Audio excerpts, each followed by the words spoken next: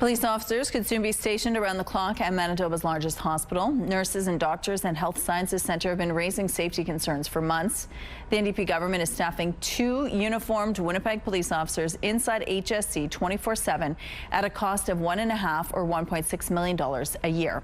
Joining us now from the Manitoba Nurses Union is Darlene Jackson. Good morning, Darlene. Good morning. Thanks for joining us. Now, this move comes after many incidents of violence in and around the hospital, from attacks to sexual assaults.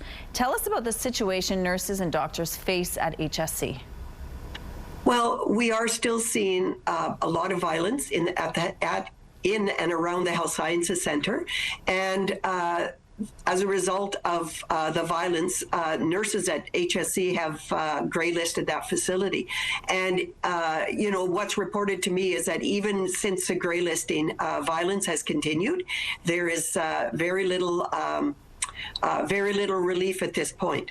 So I was extremely happy to hear this announcement, but as details come out, I feel less reassured that this is what we need to do at this facility. Why is that?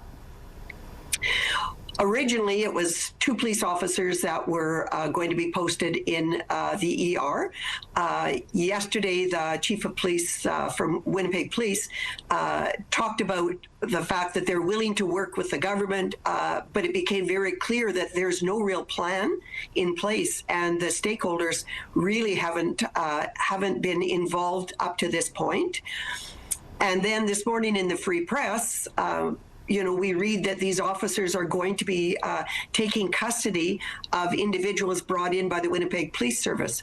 And the problem with that is, once a police officer takes custody of someone, that's their primary responsibility. So then the question is, are they going to be free to be able to deal with other issues in the ER? So details have been sketchy. There doesn't seem to be a real plan in place, and it makes me worry that this is an announcement for the sake of an announcement. Well, obviously there's going to have to be some meetings between both organizations, the Winnipeg Police as well as the province. Once those meetings occur and there is a plan, are you feeling better about the fact that you're being heard?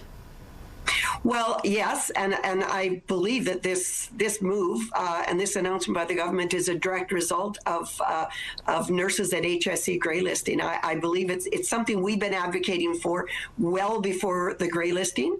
We've been advocating to have police in the emergency department until we can bring the ISO, the Institutional Safety Officer, numbers and resources up to where they need to be.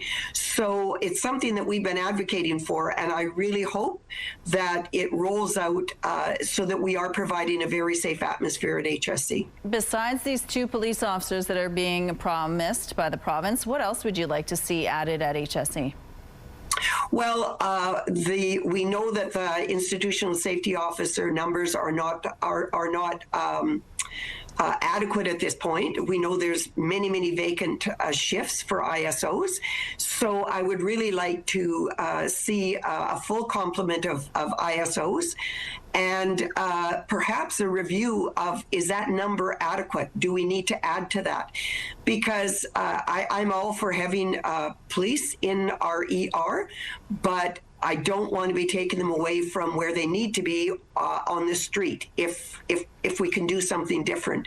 So I think that there's once the details become clearer, we'll have a better idea of exactly what the plan is and how this is going to roll out. Okay, Darlene, thanks for your time today and your perspective. Thank you.